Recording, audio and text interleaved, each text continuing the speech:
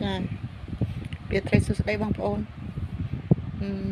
ម៉ោងមើលម៉ោងសិនម៉ោងមកដល់10ហើយចាចិត្ត2:10ម៉ោងមកដល់10:54ចាអបសុកនឹកឃើញពាក្យមួយមិនមែនជាពាក្យស្លោកទេបងប្អូនប៉ុន្តែនេះខ្ញុំនឹកឃើញទៀតណានឹកឃើញខ្លួនឯងចាគឺថាគាត់តែនិយាយទៅក្មេងៗ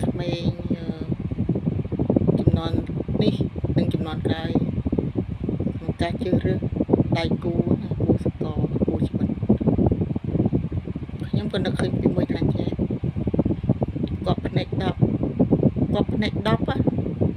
ឲ្យបានអត់តណាគាត់ភ្នែក10គាត់ចិត្តតែមួយខ្ញុំសម្រាយឲ្យប្រាប់ថាគាត់ភ្នែក10មានន័យថាយើងស្រឡាញ់អ្នកណាក៏ដោយស្រឡាញ់ប្រមាណកញ្ឆេស្រឡាញ់ទៅគាត់តែស្រឡាញ់ចាសង្សាររាប់កញ្ឆេរាប់ផ្លូនក៏មិនថាដែរតែខ្ញុំយកពាក្យខ្លីយកថា10ទៅចុះ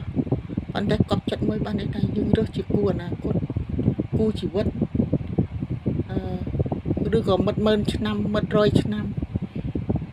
តែយើងចេះថែរក្សាគ្នាដែលយើងរស់នៅជាមួយគ្នាបានអញ្ចឹងណាបើរស់នៅមួយគ្នាមិនបានមិនគេហៅថាកប់ភ្នែក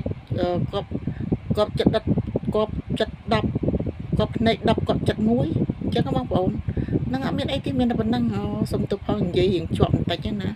អរគុណច្រើនចាសូមជម្រាបលាសុខសប្បាយទាំងអស់គ្នាចាគុណណា